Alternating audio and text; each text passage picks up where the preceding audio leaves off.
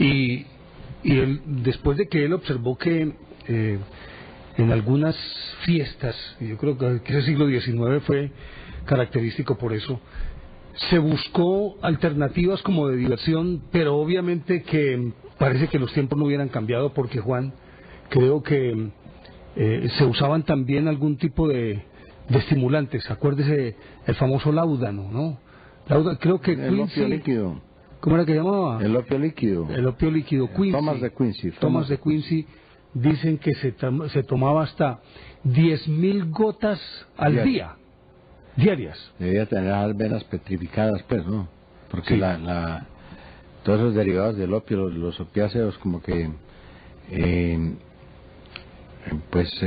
vuelven las venas como cáscaras, ¿no? Como los van que calcificando. No sé, que era una rigidez ahí, que esa es precisamente la esclerosis, ¿no? Esa es la característica de las venas cuando se ponen así de tiesas y hay mala conducción. Pues ¿cómo le parece que había un señor? Y entonces en ese siglo XIX buscaban como alternativa el encontrar cualquier sustancia que artificialmente les produjera euforia y todas esas cosas por el estilo. Pues resulta que había un odontólogo, en aquella época dentista, claro, si no estoy mal, William Clark, y él había estado observando que en las fiestas utilizaban éter. Y recuerde que el éter es llamado también el gas de la risa, ¿no? El gas de la risa. Es uno de tantos, ¿no? Porque los gases hilarantes están clasificados, son varios. Son como 8 o 10 gases hilarantes de los que producen risa y que se han utilizado en muchas formas, hasta en la misma guerra.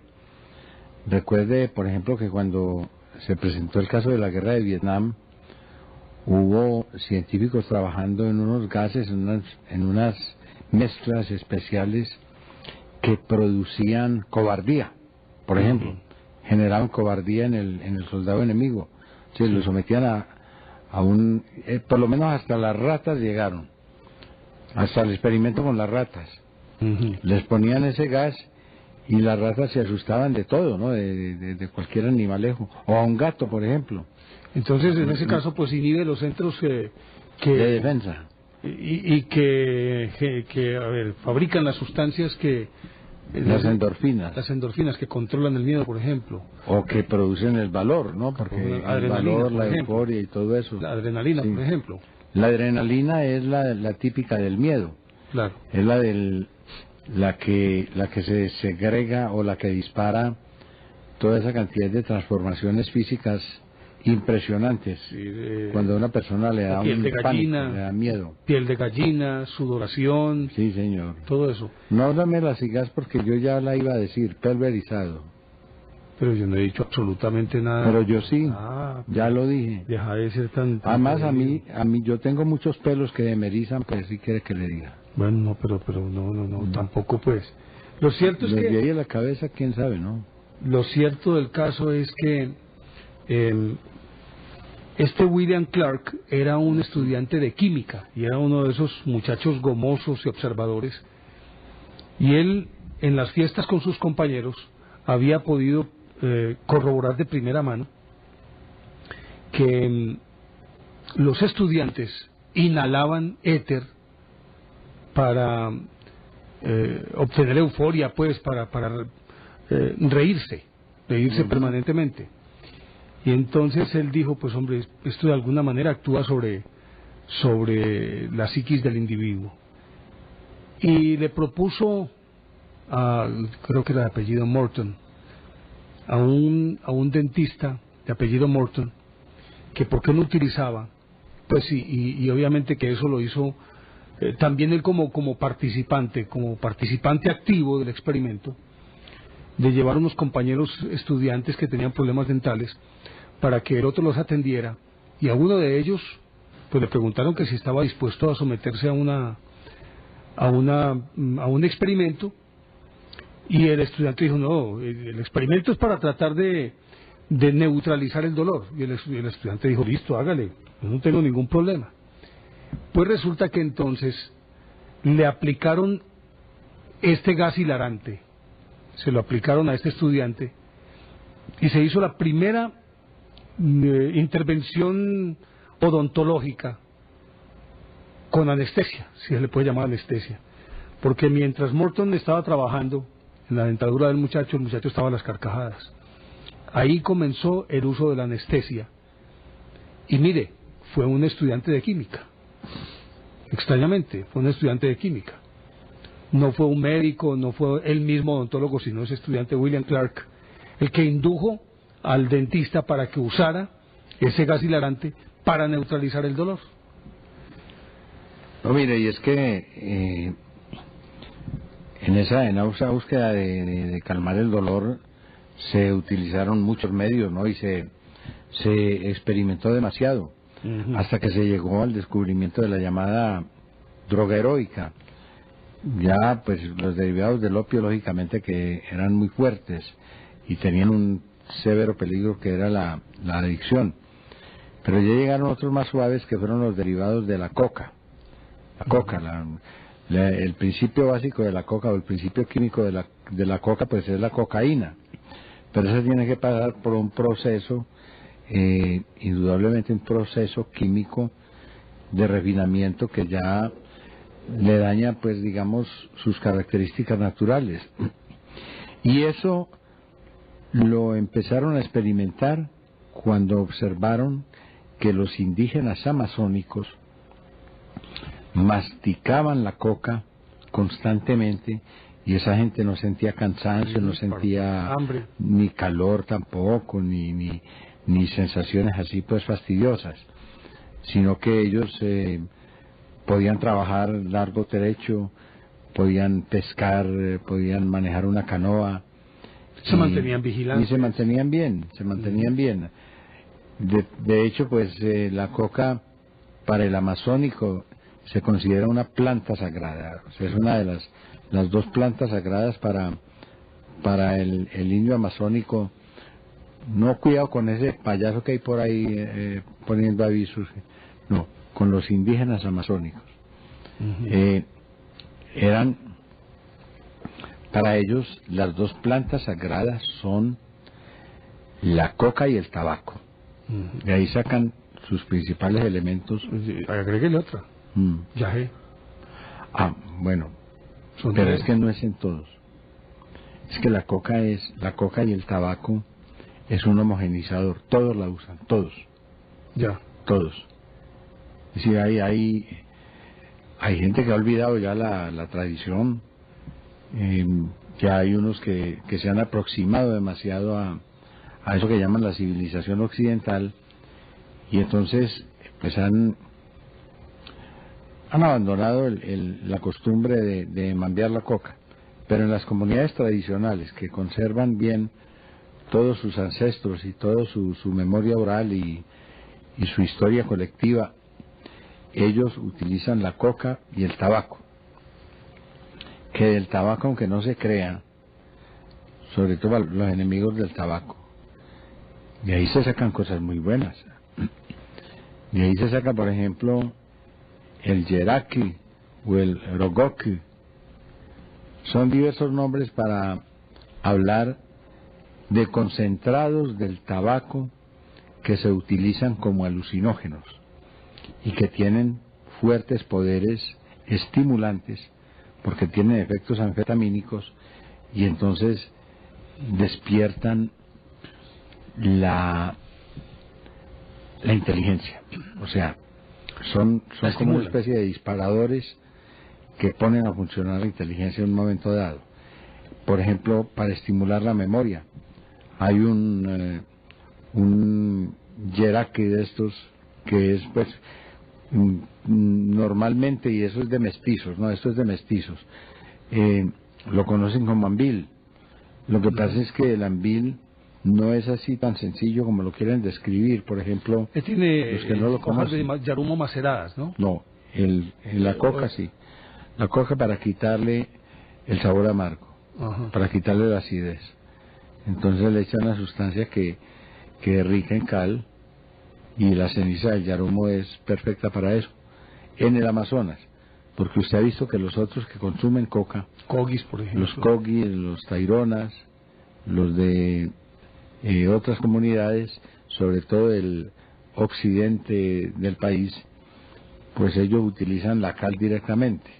Ellos utilizan que entre otras cosas esa es muy fuerte, muy destructiva. No, Ave María, hombre, por Dios. Pero ellos se acostumbran a eso. Y me imagino que también la suavizan. Pero entonces al yeraki lo mezclan y produce otras cosas. Por ejemplo, hay uno que lo mezclan con una hojita que la llaman la hoja del sabio, ¿no? Que Nemaira B.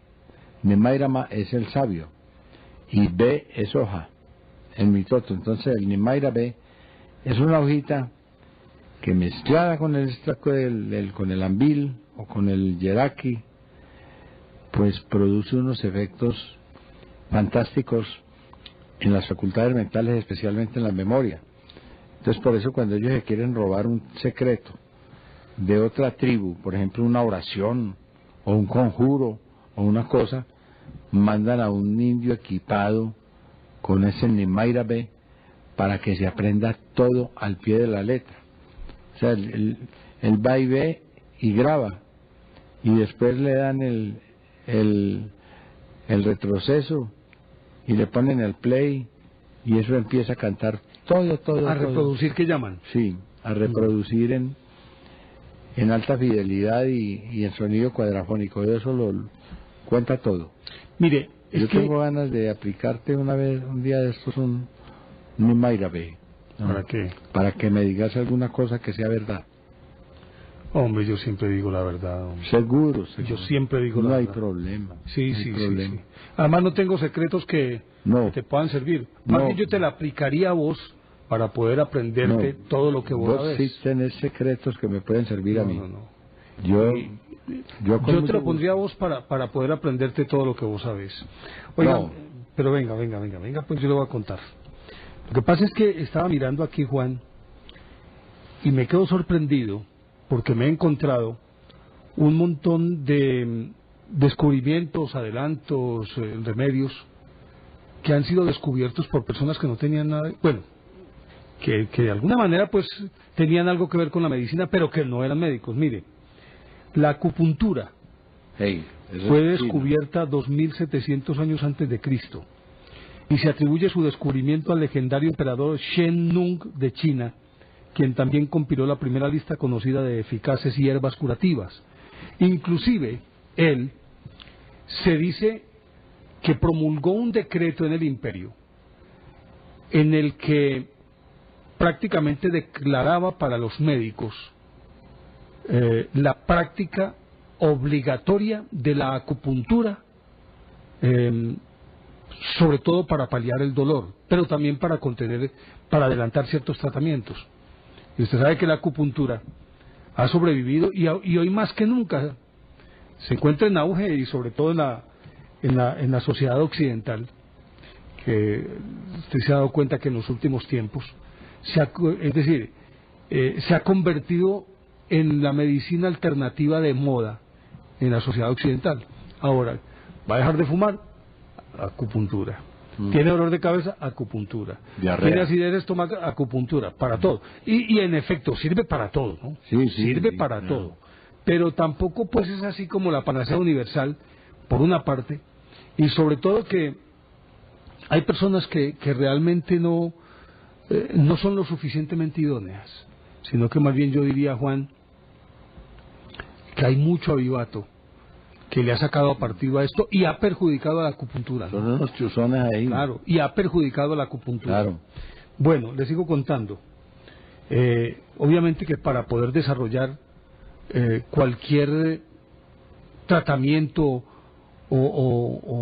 más que tratamiento, tratamiento a partir del conocimiento de la fisiología humana, necesariamente tuvo que haber alguien que primero pintara los órganos del cuerpo, las partes del cuerpo. Mire esto, los primeros dibujos anatómicos, obviamente que me estoy refiriendo a nadie más ni a nadie menos que Leonardo da Vinci.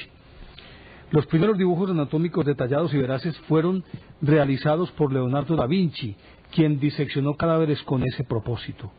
Sus intrincados dibujos del corazón demostraron la verdadera función de las válvulas y brindó a la medicina un retrato preciso de las cavidades del cerebro. Y acuérdese que él fue el descubridor también de los cuerpos cavernosos del pene, ¿no? Es decir, ¿Sí es la cosa? ¿No? Sí, claro, claro. Pero él era homosexual. Leonardo parece que sí. Pues yo lo tengo en una lista de homosexuales, sí. Sí, yo se la puedo dar, yo le menciono algunos de esos nombres, así como de paso, y alguna vez hablaremos de eso, pero así como para satisfacer su morbosidad. Entonces había mucho pues de cuerpos cavernosos, mejor dicho. Para satisfacer su morbosidad le voy a mencionar algunos pues de esos homosexuales famosos. Seno, el filósofo griego, descontando a todos los griegos, pues Platón, Sócrates, los griegos eran... sí, todos. Eurípides, Sócrates, Aristóteles, Alejandro Magno, Julio César. Llegaron a afirmar los enemigos de Julio César que era el marido de todas las esposas y la esposa de todos los maridos en Roma. Ave María. Eso decían. Debiera dar vergüenza, hombre. Bueno, Adriano, Ricardo Corazón de León, Ricardo II, Sandro Botticelli, Leonardo da Vinci, ahí está, entre muchos otros, pero eso será tema para otro programa. Por el momento quedémonos con eso, pero es una contribución mayúscula para la medicina el que haya descubierto cómo funcionan los cuerpos cavernosos, y fue el primero en indicar que la erección se producía precisamente porque los cuerpos cavernosos se llenaban de sangre, lo cual pues es absolutamente cierto y comprobado científicamente, pero a él se debe todo eso, los músculos, cómo estaban dispuestos y cómo funcionaban, lo que llamaríamos las palancas, los tendones, todo eso lo descubrió o lo pintó Leonardo da Vinci. Pero me imagino que por recopilaciones anteriores, ¿no? Porque pero nos llama un televidente, nos dice que el óxido nitroso también produce risa. ¿Qué es el que produce risa? Claro. Pero el éter también. El éter, lógicamente. Si no es que son varios. Son varios. Al televidente, muchísimas gracias. Al televidente que nos ha llamado. El turístico. Sí, señor. Bueno. Pero ibas a anotar algo para continuar aquí con este catálogo que tengo aquí. No. Hubo muchos que describieron por lo menos la anatomía humana. Recuérdese a Miguel Servet, que descubrió cómo funcionaba el torrente sanguíneo. Sí, la circulación de la sangre. El otro, la circulación de la sangre, el otro. Bueno, en fin. Era un inglés. Sí, era un inglés. Sí. Pero Miguel Servet, que fue quemado por Juan Calvino, pues en Ginebra. Ay, María. Y lo quemó, pero con leña verde, para señor, que la agonía fuera todavía más terrible. ¿Le puedo seguir o iba a anotar algo? Bien pueda, señor, bien pueda.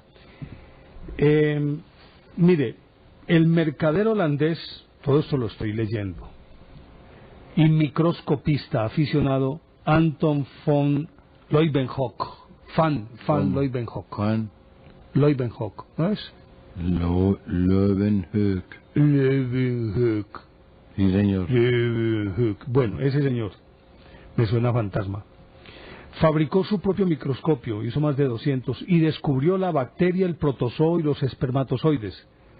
No tenía entrenamiento médico ni científico. Su mejor microscopio conseguía una magnificación de 250 diámetros. Es textual lo que estoy leyendo. Ese por ese lado. Escuche este otro. Un clérigo y químico inglés, Joseph Priestley, por medio de sus nuevos métodos de química neumática, la recolección de gases sobre agua o mercurio, descubrió y aisló el oxígeno, que bautizó como aire deflogisticado. Aisló otros 10 gases, entre ellos el ácido nítrico, el monóxido de carbono y el amoníaco. Eso fue Joseph Priestley.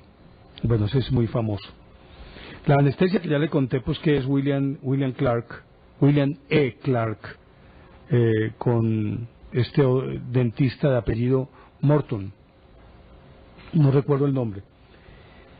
Por su parte, ya usted lo mencionó, creo que fue ayer o antier, bueno, en estos días lo mencionó, a Pasteur, que demostró pues que fue anoche, a Pasteur, que descubrió el proceso de pasteurización, y obviamente para controlar, o mejor, para matar las bacterias y virus que podían estar albergados en la leche. Wilhelm Röntgen, ¿cómo es? Röntgen.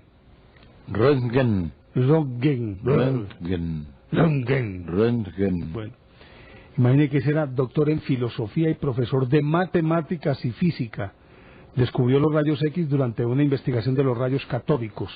¿No le parecía? Los denominó X porque era desconocida la radiación que los causaba. Röntgen recibió numerosos premios por sus descubrimientos, incluyendo pues el premio Nobel en 1901. Este otro, un protozoólogo alemán, Fritz Schaudin, ¿cómo se dice? Bueno, en fin. Schaudin, sí. Bueno, como ya no me atrevo a decir nada. No, hágale mismo. Descubrió los diminutos organismos en forma de espiral que portan la sífilis mientras trabajaba en la Oficina Imperial de Salud en Berlín. El descubrimiento fue realizado pese a las órdenes oficiales de que ocupara su tiempo en trabajo administrativo y no realizara investigaciones. ¿Cómo le parece? Pues son los famosos espiroquetas, ¿no? Sí. Vibriones. Espiroqueta pallidum. El de la sífilis. Heike Kamerlingh Ons, un físico holandés, fue el primero en descubrir el helio, lo que llevó al uso del cuchillo frío en criocirugía, la rápida congelación del plasma sanguíneo y nuevas técnicas en el tratamiento del mal de Parkinson. Eso fue en 1908. Y obviamente que no podía faltar una mujer aquí, Marie Curie, química y física, y su marido Pierre Curie, un físico, descubrieron los elementos polonio y radio. Sus investigaciones de la naturaleza y uso del radio llevaron al desarrollo de la radioterapia y otros progresos en el tratamiento y diagnóstico de enfermedades. Quería hacer como esa descripción de muchas personas que, sin ser médicos, aportaron a la medicina elementos valiosísimos. O la anestesia de martillo de Pacholoco. Ah, el martillazo en la cabeza. Sí, un martillazo y Pacholoco no era médico, él era, creo que era agrimensor, una vaina de esas. Así es. Pues lo cierto, Juan, es que, mire, el descubrimiento de las bacterias y de los virus. ¿Usted se imagina qué sería el mundo si no se hubiera conocido cómo funcionaban las bacterias y los virus? Los microorganismos patógenos. ¿Cómo sería el mundo si no hubieran inventado la anestesia? ¿Ah? Imagínese a usted que en aquella época en el oeste, pues, y uno lo ve en las películas del balazo que le pegan en la pierna, el médico la tienen que cortar, que calienta el cuchillo y unas tenazas al rojo vivo y las mete para sacar la bala, o simplemente aquel que va a amputar un miembro y con un serrucho hágale, y entonces media de whisky bogada de un solo trago, sí, señor, y el mazazo en la cabeza, porque no hay otra forma de neutralizar el dolor. No había más. Entonces, imagínese usted lo que significó la anestesia. Ahora, el principio de la asepsia. Hay un personaje que a mí me parece maravilloso, que lo conocemos y es famosísimo, pero no por ser médico. Don Michel de Notre Dame era médico. Y muy buen médico. Su primera esposa murió víctima de una peste que asoló a Europa por aquella época, en 1550 más o menos, poco antes de 1550. Y murió.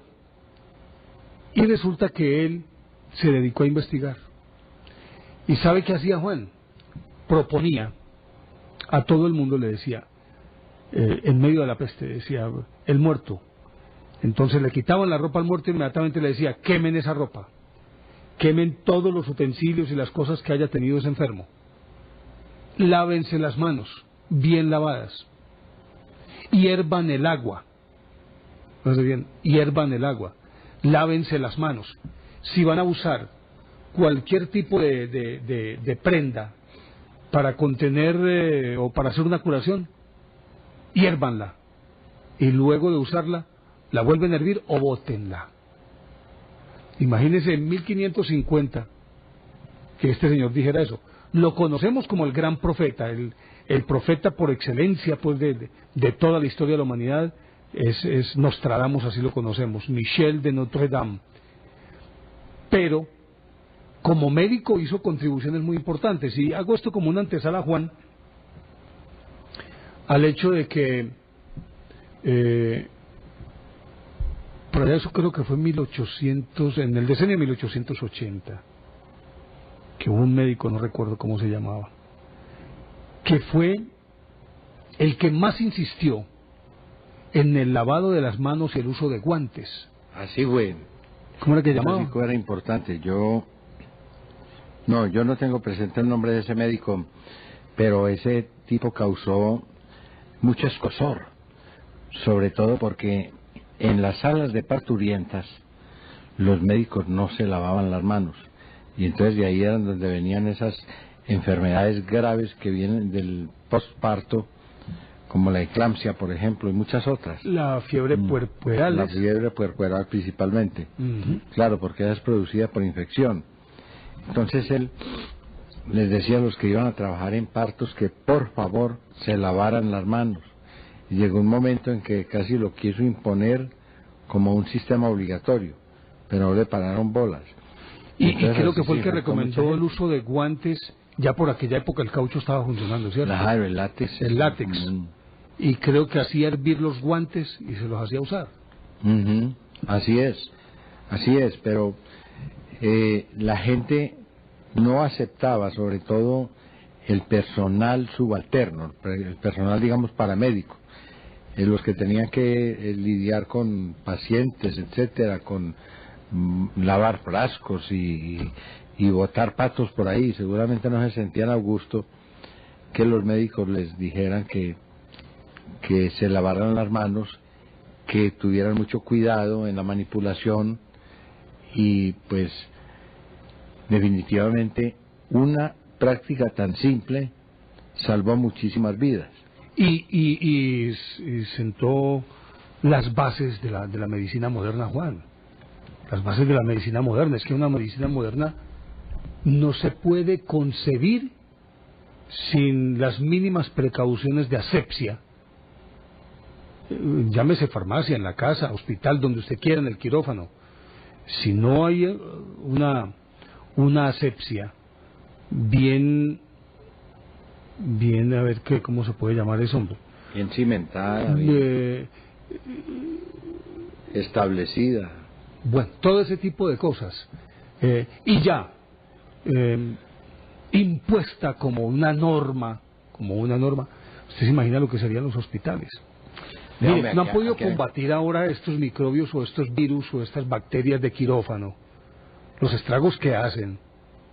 Por ejemplo, el estafilococo dorado, ese es violento, eso es lo más rebelde que hay. ¿Ese es de quirófano? Sí, claro, ese es de enfermedad hospitalaria. Y aquí había una monja. Entre otras cosas tengo entendido que por eso es que a muchos pacientes de pronto uno se molesta porque tiene algún familiar enfermo y entonces uno se enoja porque el médico dice no, hay que darle de alta. Y después de investigar por algunos casos cercanos, pues me he encontrado con que esta determinación se está tomando más en función del paciente, de su salud, que otra cosa. Y es que simplemente los están despachando para la casa, precisamente previniendo el que de pronto un contagio general. Un contagio general o una bacteria, un virus de estos o ese estafilococo dorado pueda infectar al paciente. Entonces los están mandando más para la casa por salud, que al parecer es más peligroso dejarlos en el hospital o en la clínica que enviarlos para la casa. A mí me gusta mucho la antigua escuela clínica francesa que se practicaba aquí en la Facultad de Medicina de la Universidad de Antioquia. Yo no sé si en otras partes pues tenían la misma tradición o la misma costumbre, pero de todas maneras en la escuela clínica todo lo decían con unos versos y con unas aplicaciones impresionantes. Por ejemplo, el que iba a entrar al quirófano le decían: lávese también como si tuviera que operar sin guantes, como si tuviera que operar sin guantes. Y por el otro lado le decían: lávese también como si tuviera que operar con las manos sucias y únicamente con los guantes puestos. Es decir, lo que había era una insistencia para que el que entraba al quirófano se lavara, un lavado exhaustivo, un lavado que podía durar 5 o 10 minutos, y sobre todo pues que en esa época las condiciones de asepsia eran muy exigentes porque no había tanto antibiótico ni había tanta posibilidad. Entonces aquí había una monja en el hospital de San Vicente de Paúl, que era la que controlaba, digamos, toda esa programación de las cirugías y los médicos que entraban allá, y era prácticamente la jefa de cirugía, pues ella era la que mandaba ahí. Y entonces, cada que un médico entraba a lavarse, usted ha visto que ellos no tocan el grifo del agua por nada, ¿no? Uh-huh. Simplemente porque hay unos grifos que se mueven con los codos o con la rodilla. Entonces, antes de que se inventaran estos modernos, pues que si no poner las manos debajo pues sí, del grifo. Exactamente. Oiga, esa monja era tan brava que ¿sabe cómo la pusieron? La pulga recha. La pulga recha. Hermanita, si me está oyendo, rece por mí, rece por mi alma, pero así le decían, la pulga recha. ¿En serio? Hombre, todas estas cosas yo creo que nos han facilitado mucho la vida. Mire, ahora, por los avances médicos y lo que tiene que ver con esa tecnología médica, se puede pensar, de hecho ha aumentado la expectativa de vida, y ya se está hablando en el mundo de una expectativa de vida, de una expectativa que puede estar bordeando en los países muy desarrollados los 78 años. Japón, por ejemplo. En Japón, sí, señor. Japón, por ejemplo. Y otros países. Nosotros creo que estamos en los 70, 75, algo así por el estilo. Tengo entendido. Pero aquí no esa lo estoy es la vida. Aquí la expectativa de vida está alta, de todas maneras. De todas maneras es alta. Sí, por encima de los 70 años en todo sí, caso. Señor. Por encima de los 70 años. Y ya cualquier persona que se enferme, pues hombre, por lo menos en ella no causa pánico el tener que ir a un hospital o someterse a un tratamiento. Naturalmente que el dolor forma parte del cuento, pero afortunadamente se puede paliar el dolor. Y eso pues ha ayudado a mejorar el nivel de vida de los individuos. Y si usted le incluye el que ya le hacen trasplante de corazón, trasplante de pulmones, trasplante de riñones, creo que lo único que no se ha podido hacer, o no sé, Juan, de hígado también se están haciendo ya. Sí, se está haciendo. Rafael precisamente, que fue premiado, ¿no?, profusamente en México como, ¿Rafael? Digamos, uno de los cantantes del siglo, Rafael Martos. Sí. Sí, señor. Pues, hombre, a ese le trasplantaron un hígado y le pegó bien. Exactamente. Eso es lo interesante, pues, ¿no? Entonces, pero esto lo estoy mencionando también, Juan, por el hecho de que tales avances han permitido que la expectativa de vida del hombre se prolongue muchísimo más, mucho más. Y entonces, mire, las cirugías que se hacen aquí, Juan, he visto, creo que en San Antonio de Prado hubo durante algún tiempo, no sé si todavía exista, una clínica especializada en reimplante de manos. Es decir, le cortan la mano, porque tengo entendido que por ahí había mucha pelea machete. El doctor Jaime Restrepo Caneco. El doctor Luis Fernando Villegas también.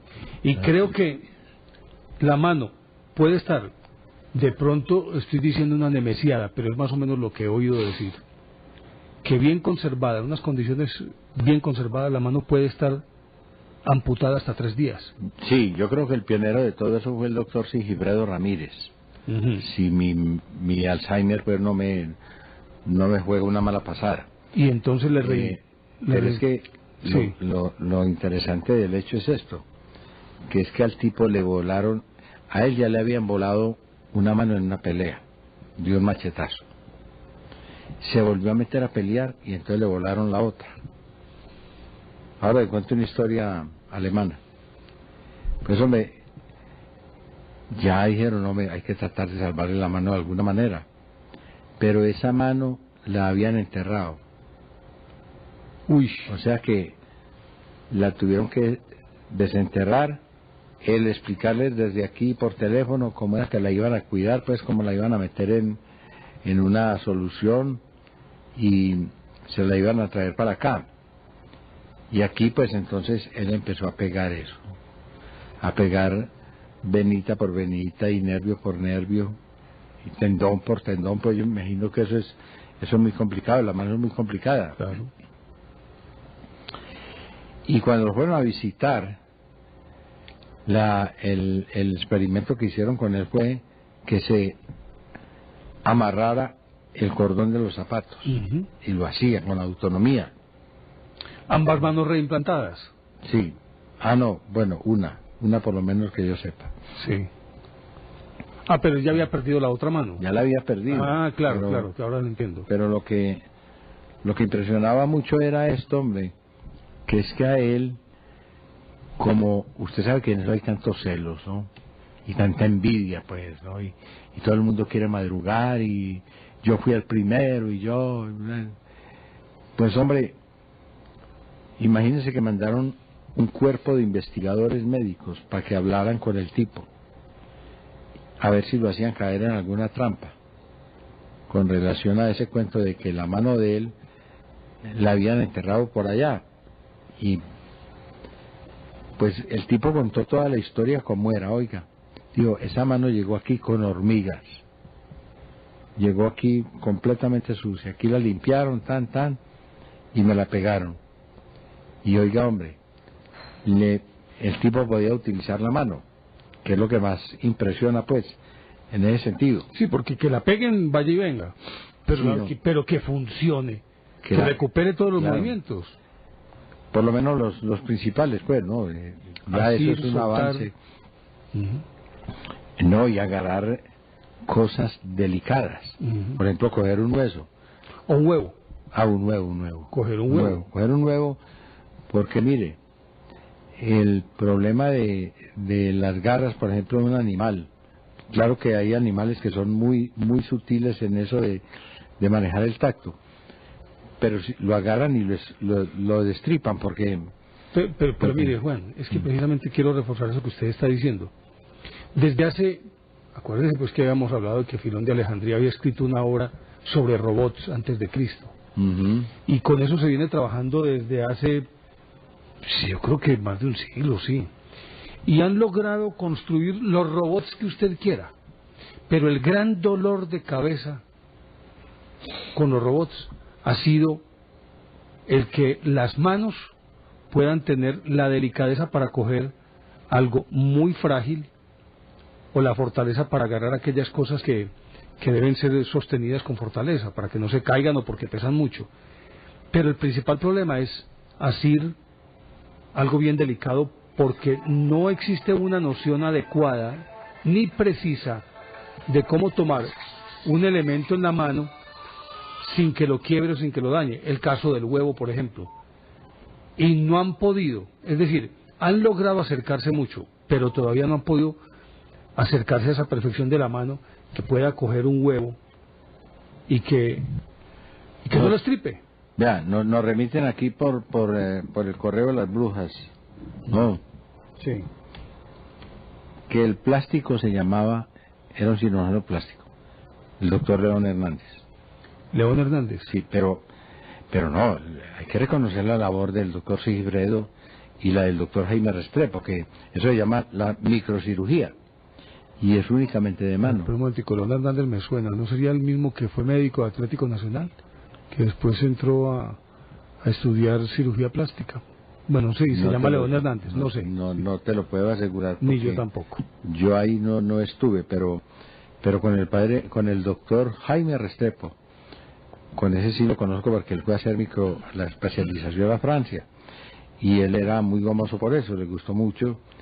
Y me tocó ver un caso tan impresionante que seguramente que lo cuento aquí no me lo creen.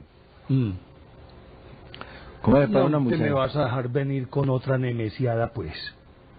Oigan, Es que ya uno ya con vos no sabe si creer o no creer. Si es No. cosiacada, nemesiada o qué es.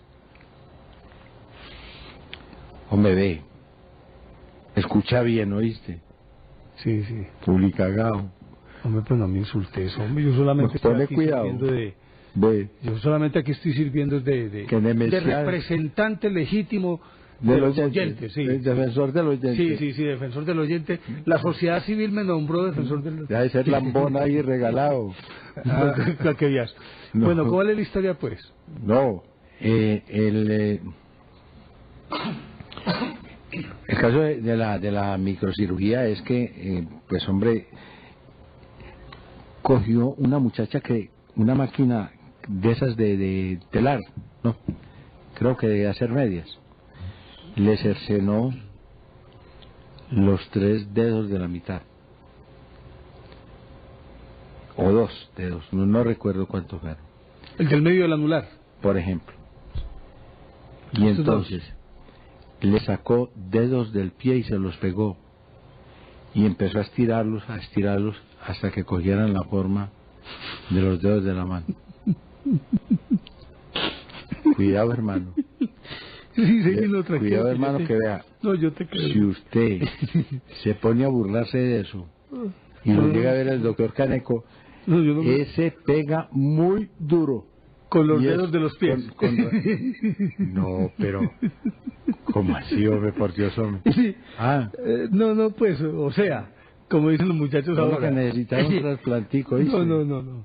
Entonces coge los deditos de los pies, los monta y empieza a estirarlos. Los estira, Así. sí, señor. Sí. Sí. Cuando quiera le presento a la muchacha. Creo que vive en Copacabana. Sí. Sí. Ahora, dígame mentiroso, pues. Dígame, si usted quiere, me dice mentiroso. No, pues yo no estoy diciendo nada. No estoy dígame, diciendo- pues, Nemesio Viana, para que vea. Para que vea un hombre bravo. No, tranquilo, que yo no te digo Nemesio. Bueno, no me vas a decir Nemesio. No, yo no te digo Nemesio. Bueno, muy bien. Nemesio, yo no te voy a decir Nemesio. Ve, mira, Mm. por ahí está el hijo de Nemesio Viana buscándote a vos. No, yo no. Y creo que él es socio del Club Medellín también. No. A mí que me- Allá se van a ver algún día de estos. No. Y seré testigo. ¿Oíste? No, yo no he dicho nada. Yo voy a... Soy inocente. Yo seré testigo. De todas maneras, eso es verdad. No, Le yo- pasó 2 dedos del pie, si no estoy mal. Se los pasó para la mano. Hombre, que hay mucho talento. Aquí hay unos talentos. Yo ya he hablado aquí del doctor Alonso Cortés, hombre, el que está en Soma, para la dermatología. Que si le quedaron sirviendo los dedos, ay María, hombre. ¿Quién pregunta, Carlos? Sí, claro que le quedaron sirviendo y no, entonces ¿para qué los ponía, hombre? Escribe con ellos, se pinta las No, y cejas, además se- es que el último recurso de uno es el dedo, pues, ¿no? A última hora, cuando ya uno está bien viejito. Sí, Ok. pues hombre, porque es que uno con el dedito, por ejemplo, para sacarse los moquitos, Hombre, no se Pa- hace nada. Porque vos limpiarse los oídos, todo eso. Sí. En todo caso, vea, eso fue verdad. Y yo no me sorprendería de que pasaran unas cosas, ¿no? No, vea, le voy a decir tanto como... Le voy a decir esto yo, déjeme terminar. Sí. Permítame, señor, perdón. Sí. Es que el lunes me va a valorar a mí el doctor Harry Abadía para una cirugía, ¿no? Ujú. Y sabe qué están haciendo aquí en el, creo que en el Pablo Tobón y bueno, por ahí, el grupo de trasplantes. Están trasplantando prácticamente casi todo el aparato digestivo, ¿no? Eso va con estómago, con páncreas, con hígado, con intestinos. Es que aquí inclusive hicieron hace poquito Por una, eso, una operación triple. Ese grupo, él está en ese grupo ahí. Que páncreas, hígado Sí, señor. y bueno, no recuerdo cuál otro órgano. Oye, si trasplantan pelo también. Pelotas. Pelo. Hombre, va a hacerme el bobo aquí, pues, me va a hacer aquí el pendejo, por consideración con muchos televidentes que saben lo malintencionado que sos, ¿oíste? No, yo no. Yo me No, voy a hacer aquí el caretano. tranquilo, ¿oíste? que trasplantes de Porque nariz yo no cuando hay. me enfurezco. Tranquilo, que trasplantes de nariz no hay y No, sí, tranquilo. pero sí la pueden recortar, pues, esta sí la pueden recortar, porque yo sé que ahí te venías con eso. En fin, pero Y ve, Mechito, no, pero la necesitamos. pero mira, para poder bueno, entrenar te en van a ella. hacer, pero te van a hacer una evaluación y qué? Me va a valorar, ¿no? Sí. Claro, para una operación que me van a hacer. Ujú. Y entonces, hombre, eso es mucho honor, ¿no? Que a uno lo valore un médico de prestigio, pues, mundial, ¿no?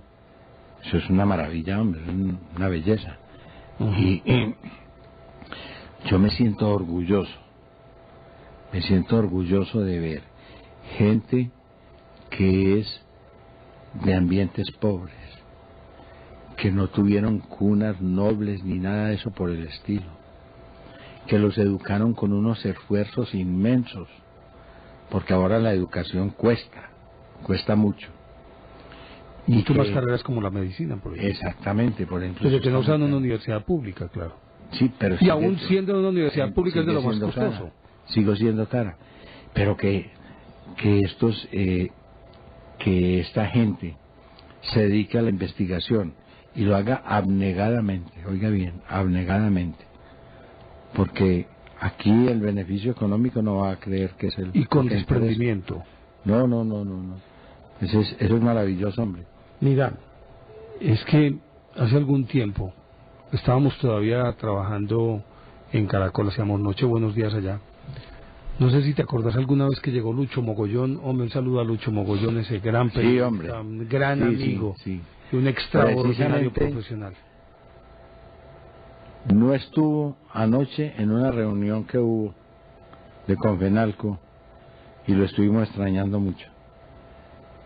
Lástima, hombre, Luchito, hombre, para irlo saludar, hombre, para encontrar los viejos Pero colegas. yo recuerdo que él sacó una nota, Juan, y después me contaba maravillado, me decía que aquí, no sé si en el Pablo Tobón o dónde, se hizo un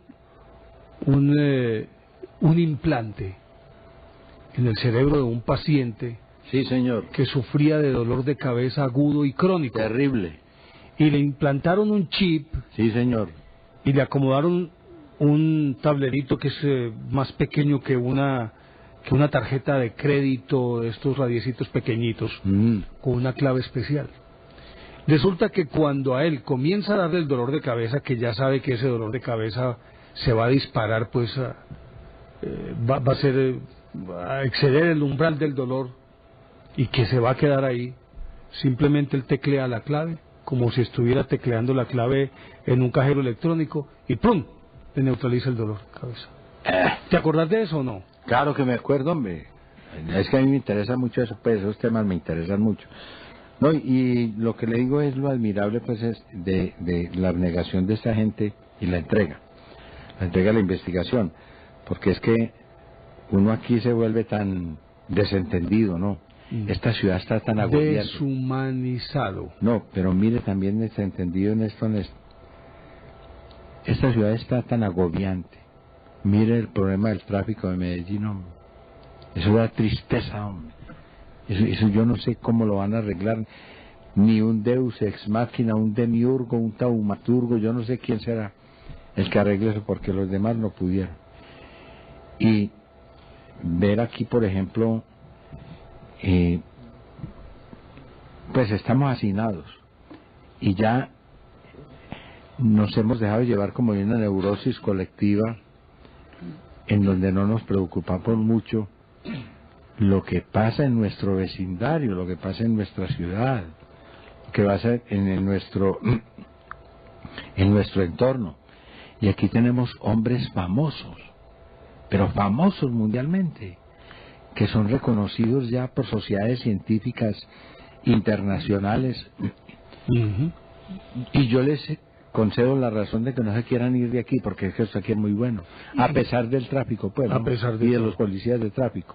Pero no, pues, No, se las tengo montadas. no, pero casi no se te nota ni nada. No, yo en eso soy sutil. Sí, sí. No, soy un delicado. No pues, se nota claro, casi. claro.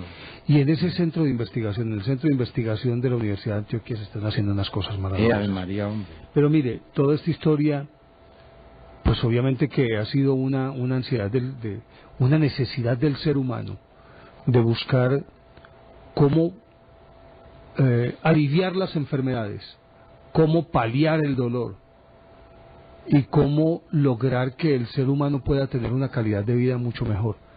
Pero hay dos figuras que fueron determinantes en la historia de la humanidad. Una de ellas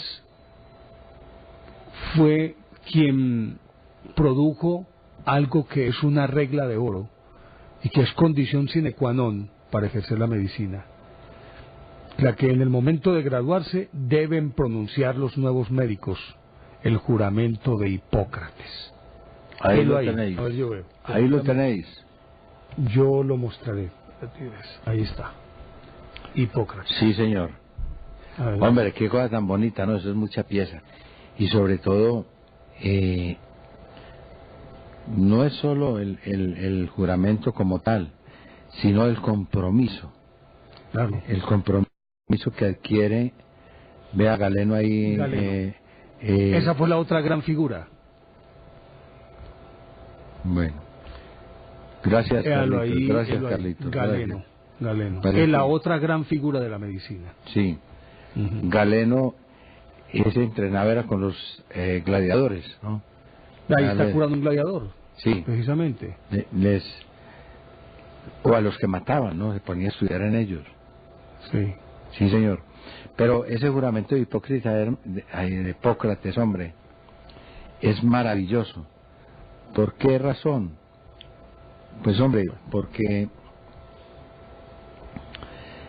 es la ética profesional, en donde un hombre está hecho para salvar vidas. Ojo, ojo lo que te interrumpo por esto, ojo lo que voy a decir. Ese juramento de Hipócrates debería no solamente ser aplicado en la medicina, sino que esa es una oración que se puede pronunciar y se debería pronunciar adaptada a cualquier profesión. Es lógico. Mire, salvarle la vida, por ejemplo, a un asesino que le hizo un daño a usted, que le mató a la mamá, por ejemplo, y usted ponerse por encima de eso por salvarle la vida. Le comento aquí un médico muy famoso, no sé cuál sería, no sé si sería el doctor Héctor Abad Gómez. En todo caso, a él le llevaron un paciente gravemente herido, lo que llaman una penetrante abdominal, una puñalada de esas pero bien pegadas, oyó, sopetraneña. Con arma cortocolgante. Cortocolgante no, menos cierto. No sabes. Hombre, ve, no, espérate, te cuento para que no te enojes. Contá a ver, ¿qué es eso? A ver. Acordate pues que siempre dice arma cortopulsante. Sí, señor. Entonces por allá una inspección de policía, en un corregimiento, tuvieron que remitir a una persona que, o mejor, pasar el parte de una persona que habían matado. En fin, no sé cómo fue la historia. Y entonces, el que estaba haciendo, no sé si fue el policía del pueblo que dijo, el tipo se había ahorcado, era que se había suicidado, se había ahorcado. Y entonces, pero es arma cortopunzante, ¿y a este cómo le pongo? Entonces mandó en el radiograma diciendo que un NN de X características había sido muerto con arma cortocolgante. Un lazo ahí. Eso es. Pero era nomás eso lo que te quería... Yo creí que el arma cortocolgante iba por otro lado. No, es que vos tenés una mente conociendo muy retorcida. A vos. Una mente muy retorcida. No. Conociendo. ¿Y entonces? Entonces, ese juramento de Hipócrates, bueno, de Hipócrates, hombre. Llega ese bandido apuñalado. Sí. Y claro, como a ellos los tapan, ¿no? Lo que llama el campo quirúrgico. No se ve sino esa parte nada más. ¿Dónde se va a intervenir? Le salvó la vida. tenía esos intestinos vueltos chicuca, pues, hombre, y después, cuando le va a pasar a hacer revisión al sujeto, ya en el postoperatorio, le mira la cara y dice, ¿vos no fuiste el que me robaste el carro a mí? Sí, doctor. ¿Y yo por qué no te hice un nudo en esos intestinos, hombre? Estuviera hecho ahí un nudo gordiano, hombre. Ah, pero ¿qué va? Ahí le salvó la vida. Y siguió atendiéndolo en el postoperatorio hasta que se recuperó totalmente. No, pero es que quedaron de amigos, que yo no me explico, pues, hombre, ¿no? Que le robó el carro. Se le robó el carro. Hombre, esas son las cosas que a uno lo dejan. Porque es que de eso hay de todo, pues, ¿no? Pero yo digo, la medicina es una profesión abnegada. Sobre todo esos médicos que de las otras épocas que me tocaron a mí en los pueblos, ¿no? Porque yo era muy gomoso por eso. Yo no me perdí autopsia, pues. Como las autopsias las hacían en el cementerio. Y además eran gratis. Sí, porque no había que cobrarle. Pero es que, oiga, hombre, no. Y gratis hasta un planazo. Hasta un purgante usado. Sí. Vea, hombre. Yo aprendí tantas cosas en esa cosa de las autopsias que hoy en día se debieran aplicar. Imagínese que a un primo de mi abuelo, a Pachito Urrea, un tipo lo cogió en la plaza del pueblo y le clavó una peinilla, lo atravesó de lado a lado. ¿Con una peinilla? Sí, señor. Uy. Claro, me murió Pachito, pues eso por un revolcón allá tremendo, eso fue impresionante porque era un conservador muy apreciado en el pueblo, y era un pueblo conservador. Al tipo lo agarraron, ¿no? Pero después de haber enterrado a Pachito, hubo que hacerle una autopsia. Y entonces estaba el doctor Turizo, el doctor Justiniano Turizo, que le digo, en esa época, los médicos que mandaban a hacer el año de los pueblos, el año rural, tenían que aprender a sacar muelas, porque no había odontólogos. Entonces ellos tenían que hacer esas cosas.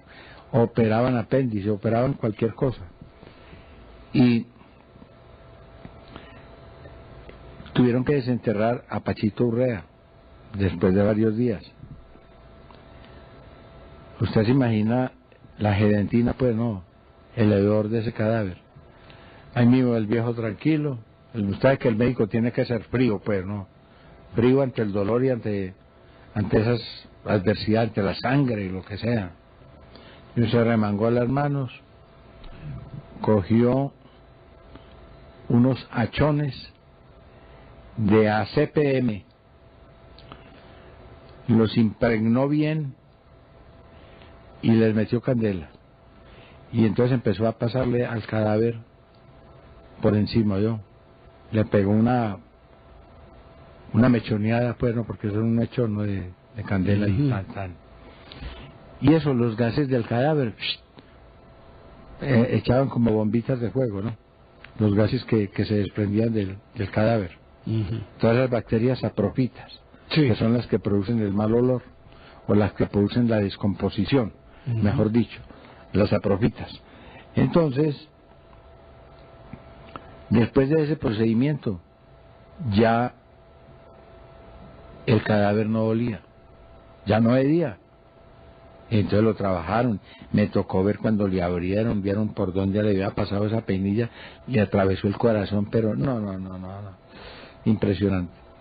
Lo que yo no sabía era que a mí me iba a tocar abrir muertos cuando el desastre de Chirapotó, porque mi esposa estaba de médica rural en Caramanta y a ella le tocó parte de la repartición de los cadáveres que rescataron del río Cauca, de ese desastre tan horrible que se dice que hubo más de 1000 muertos.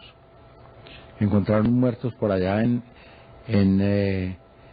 Santa Fe de Antioquia.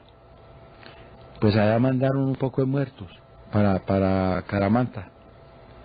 Y entonces me tocó echar cegueta, oiga, cegueta venteada, porque no había esa sierra eléctrica pues que tienen aquí para la cabeza, no es un hueso muy duro, ese cráneo es duro. Entonces échele cegueta, hombre. Y encuentro a un amigo mío ahí con el que yo bebía, y inclusive era muy cómico porque el tipo se enlagunaba y se pegaba unas borracheras, pero de esas bíblicas. Yo también. Y entonces nos daba, dizque por cambiar pantalones con todo lo que hubiera dentro. Entonces en el café de Bayer nos quitábamos los pantalones. A mí los de él me quedaban, pues, no, María. Y los míos no le servían a los de él. Entonces muchas veces se montaba en calzoncillos en la mula y era el hijo detrás de él con los pantalones. Ese cayó ahí.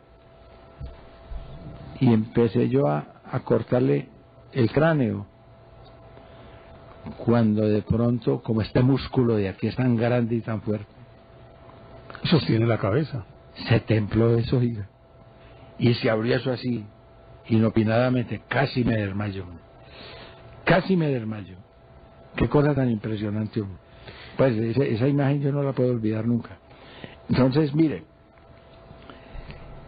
esos héroes, esa gente que se echa encima un herido y lo saca y lo cuida. Allá en ese mismo pueblo había un médico que tenía un geniecito, hermano, que eso se la pongo al que sea, pues. Se la pongo a ver, hombre, ¿a quién? A ver, un tipo bien mal genio. Poneme un prototipo ahí, un cascarrabias, pero esos famosos. No caigo en la cuenta. Yo tengo una idea de uno que hubo que... sí, ese japonés, el japonés aquel, que en un ataque de rabia se comió los pantalones, con todo, con todo, y no le echó sal. Además, ni ninguna salsita. No, nada, se comió la sangre fría. Así derecho, en un ataque de ira. Bueno, así era este médico, el doctor Ochoa. Él todavía... Bueno, si era así de mal genio, entonces era Gabriel Ochoa. No. Gabriel Ochoa es un fuera de concurso. ¿Te acordás los incidentes que tuvimos con él cuando hacíamos periodismo deportivo? Ave María, qué fastidio. Hombre, este médico era que era muy bravo y era muy liberal. Y entonces él trabajaba con fórmulas magistrales. O sea, una fórmula del doctor Ochoa, la más cara valía para ir 2.50 pesos. Pero el que no le pagaba lo publicaba ahí en la puerta de la botica. Los siguientes señores deben tanta plata. Y ahí los pulpiteaba. Y una vez llegó un tipo tarde de la noche a tocarle la puerta, un enemigo de él, oiga. ¿Qué pasa? Doctor, que lo necesito. ¿Qué pasa? Se me está muriendo la suegra. Y entonces digo, caminamos a ver esa vieja. Pero mira lo que me echó al maletín, ve. Mira, me mostró un revólver. ¿Oíste? Para que lo sepas, pues, porque yo cuando termine con ella, arranco con vos. Y bueno, el hombre se fue, el hombre se perdió. A ese fue el que le sacaron el cuento de que llegó un tipo y le dices que, doctor, ¿me puedo bañar con diarrea? Yo, si te alcanza la mierda, bañate. Sí, no hay problema. Bien podés. Sí. Y hay unas historias impresionantes. ¿Te acordás el de la tesis laureada de la Universidad de Antioquia? ¿Cuál era ese? Uno que llegó a hacer el año rural y cuando se emborrachaba pregonaba por todo el pueblo que era la tesis laureada cum laude de la Facultad de Medicina de la Universidad de Antioquia. Oiga, me secaba un papayo con eso, con ese cuento. Y una vez lo cogieron unos patos de allá y lo invitaron a beber a Río Sucio. Y se les emborrachó y se les enlagunó. Y yo soy tesis laureada.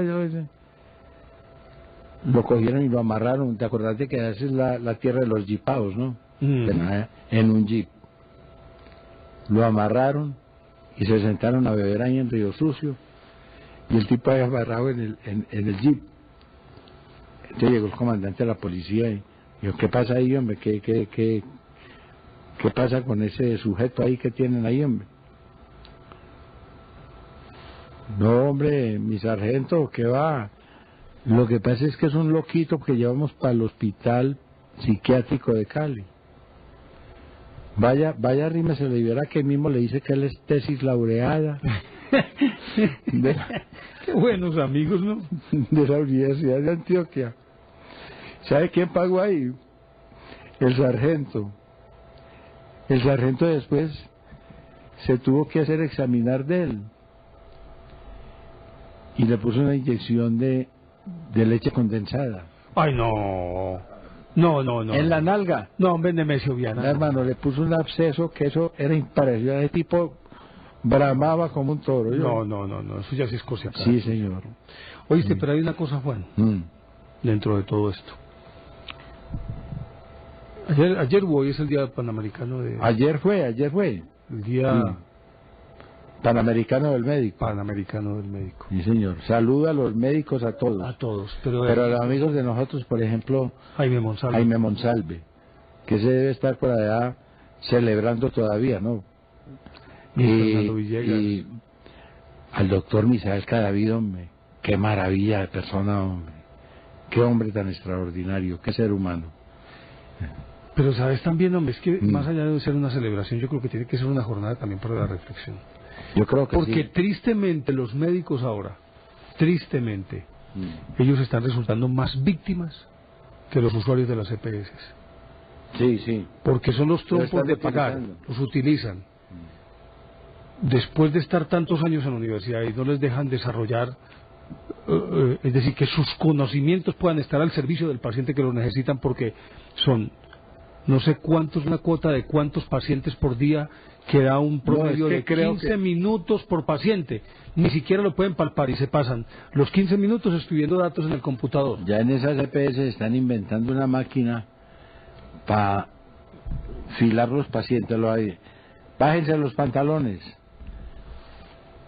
sosténganse aquí en este ángulo, bajan una palanca y ahí mismo los inyecta por allá a 30 o 40 de una vez y quedan despachados. Nada raro. Sí, nada señor. raro que lleguemos a eso. Sí. Nada raro que lleguemos a eso. Y los espermatogramas, ¿sabes cómo los están consiguiendo? A punta de puñoterapia. ¿Y a vos cómo te fue bien? No, yo no. Pues la prueba tuya yo no necesito. El examen tuyo salió. Yo no necesito eso. No. Pero lo terrible de esto, ¿verdad, hombre? Es cómo están explotando a los médicos. Sí, señor. Y obviamente, por extensión, los grandes perjudicados son los pacientes. Uno muchas veces puede encontrarse un médico excelente, bien intencionado, pero no puede hacer absolutamente nada. Aparte de que están maniatados para formular las medicinas que realmente necesita el paciente. No, acetaminofén e ibuprofeno, y se acabó el cuento. Hasta ahí llega todo. Genérico y todo. Sí, además genéricos. Sí. Y de resto absolutamente nada. Entonces un médico puede estar prevalido de muy buena intención, ser un hombre suficientemente capacitado, con un sentido de la devoción por su misión, pero está amarrado. Y peor aún, Juan, médicos que hacen turnos a veces hasta de 36 horas, pero vos como después de 24 horas le vas a pedir, después de 12 horas, ¿cómo le vas a pedir a un médico? Eso no es posible. Hombre, eso es no es ridículo. ¿Cómo le vas a pedir a un médico que atienda bien a un paciente y, que no deje unas tijeras dentro del organismo de un paciente? O una gasa. Pero si un tipo está exhausto después de 12 horas de trabajo, ¿cómo lo vas a acabar 24 horas? Pero resulta que como en este momento está tan pauperizada la medicina, yo creo que ese es el término. Envilecida. Hombre. Envilecida. Un médico se tiene que doblar en varias clínicas y trabajar derecho 2 o 3 días para poder hacerse un sueldo decente, hombre. No hay derecho. No, hay unos que sí pues les gusta la platica y se dedican a conseguirla. Por ahí un tipo con un compañero por la calle. Y de pronto le dice, ve, mira, ¿ves ese tipo que pasó ahí en ese carro tan lujoso? Es médico, y ese me tiene caminando. Y yo, no fregues, hombre. Yo, ¿pero qué? Yo, no. Para poderle pagar la cuenta le tuve que entregar el carro. Ah, no, está igualito al otro que va donde el médico y le dice el médico, ¿qué hubo, hombre? ¿Vos qué tenés? Y dice, no, doctor, una finquita allá arriba. Y dice, no, hombre, ¿qué sentí? Dice que usted se va a quedar con ella. Ay, Dios mío, por Dios. Conversemos con los televidentes, sí, ¿te parece? Sí, claro. Felicitaciones a todos los médicos en el día. Doctor, oiga, doctor, que tengo una pequeñita por aquí, debajo del sobaco. ¿Qué me echo? Echate 100.000 pesos y vení para que conversemos. Pero esa es la medicina mercenaria, que es diferente. No, hay gente muy abnegada. En todas las profesiones. Claro. Pero es que la del médico sí es muy obligante. Eso es muy vinculante. El médico no se puede negar a... Demasiado. Imagínese usted. Además yo no quisiera estar en la piel de un médico. Porque vos siempre que te encontrás un médico invitan a un médico a un cóctel, a una comida, a cualquier parte, y alguno de la mesa o alguno de los de la reunión, hombre, doctor, vea, siquiera me lo encuentro, imagínese que es que tengo un dolorcito aquí, tengo un granito aquí. Yo no sé qué. Sí. El pobre médico, pero no fregues. Déjalo almorzar. Sí, no fregues. Conversemos con los televidentes, ¿te parece? Pero yo soy uno de esos pez. No, yo sé, vos. Además, no, mejor no. Yo tengo una hipocondría de esas, pero galopante, ¿oíste? Sí, mejor yo no digo absolutamente nada. No. Conversemos con nuestros televidentes. Ya saben ustedes, nuestros números van a aparecer en pantalla. 381-5454 para llamadas que deseen hacernos desde dentro del área metropolitana. Puerta del Oriente, Antioquia. 851-1170. 851-1170. Para llamadas de fuera del área metropolitana, y la línea gratuita nacional es la 018.000 515015, 018.000 515015. Pueden empezar a marcar cuando ustedes lo consideren conveniente. Ya tenemos. Perdón. Y recuerden que nos pueden escribir también a nuestro correo electrónico, elbuota@teleantioquia.com.co. Comenzamos con nuestros televidentes. Desde Guarne, Puerta del Oriente Antioqueño, don Héctor Rodríguez. Bienvenido, don Héctor. Desde Guarne, Puerta del Oriente Antioqueño, señor Néstor Armando Alzate, Juan Manuel Serna y amigos televidentes de este canal regional en el departamento y en todos los lugares del territorio nacional hasta donde llega su señal, muy buenos días. Los aportes que a través de la historia de la humanidad se han dado a la medicina son realmente asombrosos, no solo por los sabios o científicos, sino por personajes que en la casualidad dieron con principios o inventos que fueron el soporte de lo que hoy se tiene para la curación, o al menos para calmar las dolencias del cuerpo humano. La medicina, entendida como ciencia, fue establecida por Hipócrates, aquel griego de la isla de Kos, que vivió 83 años entre el 460 y 377 a.C. Él realizó una cuidadosa historia clínica sobre enfermedades como base en la observación, teniendo en cuenta las posibles causas, los síntomas y demás aspectos que originaban el desarrollo de los malestares. El Corpus Hippocraticum contiene más de 100 libros en los que está resumido el conocimiento y la teoría médica del llamado padre de la medicina, a quien se le debe la creación del famoso juramento en los profesionales de la salud. Colombia tiene para gloria de su pueblo en la medicina al doctor Manuel Elkin Patarroyo Murillo, nacido en Ataco, Tolima, para el año de 1946, y quien fue el inventor de la vacuna sintética contra la malaria en el año de 1987. Este fue un aporte para el búho de Teleantioquia. Un abrazo muy cordial, muchas gracias y hasta una nueva oportunidad. A usted, don Héctor, muchísimas gracias y bienvenido siempre. Saludemos a Flor, que nos está llamando desde la eterna primavera. Flor, bienvenida. Buenos días. ¿Cómo está usted? Muy bien, ¿y ustedes? Afortunadamente muy bien, Flor. Bueno, yo muy contenta de volvérmelos a encontrar aquí trabajando, terminando de hacer unas cositas. Sí. Tenía una pregunta. Oye, ¿está cogiendo ruedos o no? No, estoy terminando unos chalequitos para unos volteando pajes. tajada. No, acuerde que es que ella es especialista en coger ruedos corticos para los pantalones de los... Ay, cómo si se acordó a que Haciendo de la bota. Yo necesito que me arregle un pantaloncito, yo la busco. No, es que hacer el pusieron el papel de pantalón Montoño, que no ¿qué? era, estaba cogida allí en la bota, pero le dieron al novio el pantalón que no era. Ah, bueno. De todas maneras, yo voy y la busco para que le coja la bota. No, los con mucho pantalones. gusto, que no se va a arrepentir. Bueno, eso espero.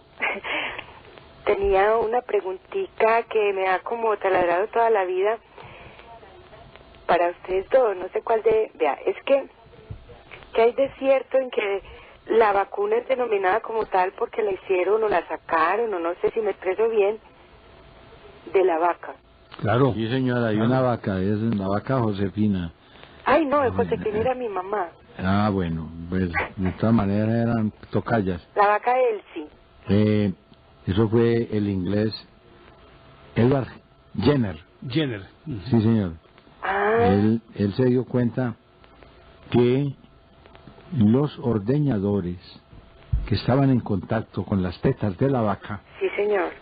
como la mastitis era una enfermedad muy común en Sí, esa sí. época, las pústulas de esas de la mastitis, pues ellos impregnaban las manos con eso, Ajá. y eso tenía viruela, y se inmunizaban con eso. No les entraba la viruela. No les entraba la viruela. Ah, Ese entonces, sí. la vaca... Edward Jenner. Edward- ¿Cómo? Jenner, sí. Ah, bueno, yo le agradezco mucho porque me... Y de ahí viene la expresión vacuna. Sí, pero no sabía pues si era como pues voz popular, la gente que se va convirtiendo como en ley, pero no sabía si era cierto. Inclusive después en Turquía también hubo un movimiento en ese sentido que alguien porque hubo también una epidemia de viruela, y si no estoy mal creo que fue el mismo Jenner que recomendó que las personas utilizaran, es decir, de la misma pústula Sí. de cualquier paciente, sacar un poquito de esa pus y Se la tomaran. y se la tomaran. Se la tomaran, hicieran un listo. control ahí. Oral, sí, claro, y así con como eso la- quedaban inmunizados La todos. vacuna de la polio. Eso es. Oiga, pero duro para los médicos, esos que Ah, caramba, de manera... de la Edad Media, Mm. para el mal de piedras, ¿no? El mal de piedras pues son piedras en el hígado, ¿no? Cálculos que llaman. En el hígado, no, en Los el riñón. riñones. Cálculos. Ah, ¿Sabes cuál era el tratamiento? sí. Cogían y por la uretra le soplaban Ay, Nemesio. aceite de oliva. Válgame Dios. Sí. Y apenas ya estaba bien impregnada de eso, el médico agarraba y se ponía a soplar para que se distendiera bien la uretra, Sí. y entonces con ese lubricante del aceite de oliva las piedras se fueran resbalando y fueran saliendo. No, pero eso no es, Él no es chupaba. Fernando, es en serio. Él No, pero chupaba, fue una sí. No, eso fue Y serio. entonces él chupaba para que bajaran con más rapidez. Virgen ¿no? Santísima. Cuando menos pensaba tenía la boca llena de piedras. No, pero también hay, y acuérdese que había otro remedio. Uy, pero sí parece como muy chistosa la cosa, pues, Sí. después de que no le pase a uno. Pero era verdad. Acuérdese que, por ejemplo, también recomiendan que... no, pero eso es para otra enfermedad, no, tranquilo. Y entonces, Flor... Oiga, pero usted sí goza bastante. Es que con este Nemesio ya no. No. A mí me entretienen mucho, yo los voy a seguir viendo y oyendo y voy a seguir aquí en mi máquina. Bueno, señora, Les agradezco mucho. por ahí le llevo unos pantaloncitos. Súper. Ay, súper. Ay, qué tan sarcástico. Les No, agradezco no. su paciencia y el deseo de todas las noches que tienen de compartir con nosotros toda su sabiduría y gracias por la respuesta. A usted muchísimas gracias. Bueno, muy que estén bien. muy bien. Flor, por allá voy, sí. Con mucho gusto, a la orden. Yo sé que se amaña. Usted sabe que es por molestarla. Yo sé que se amaña. Muchísimas gracias. Bueno, que estén muy bien. Hasta luego. Creo que tenemos correos. Sí, hola maestro, soy Marcela de la Facultad de Educación UPB. Llegué un poquito tarde, pero creo que están hablando de la medicina. La medicina con el paso de los años pues ha ido mejorando. Llama mucho la atención la medicina medieval, que era ejercido en su mayoría por los monasterios, y el primer monasterio en practicarse la medicina fue el de los benedictinos en el año 529. Luego se fueron fundando otros en España, Francia y Alemania, pero a causa de la gran peste europea del siglo VI cobraron importancia las escuelas catedralicias. La primera de ellas, la escuela de Chartres, de la Catedral de Chartres, ¿no? Y ahí viene el término casi catedral. nada. Ah, sí, casi nada. ¿Eh? Y de ahí empieza la enseñanza de la medicina en la Edad Media fuera de los monasterios.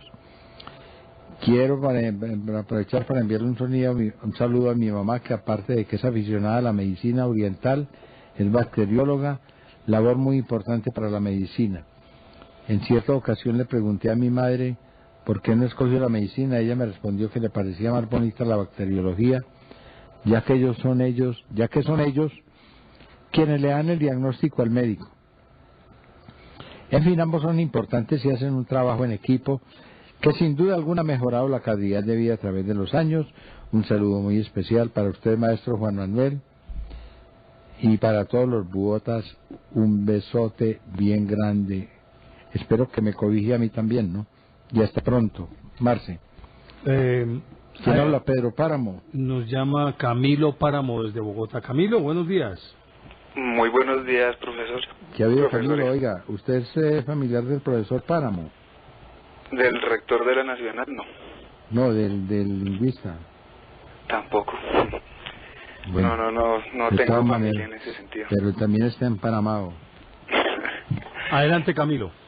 Profesores, pues dos cositas. La primera, en sentido general, como el avance de la ciencia, digamos, no necesariamente ha sido positiva, lo ha sido pues en el sentido que ustedes han comentado, pero negativo también. Pues yo creo que ejemplos sobran, y pues armas nucleares y demás, pero pues lo importante hacer pues el énfasis en lo positivo sin descuidar lo otro. Y por otro lado, pues un casito particular hablando de medicina, o más bien de psiquiatría, cirugías y estas cuestiones, la lobotomía. Ay, hombre, eso era trágico, hombre.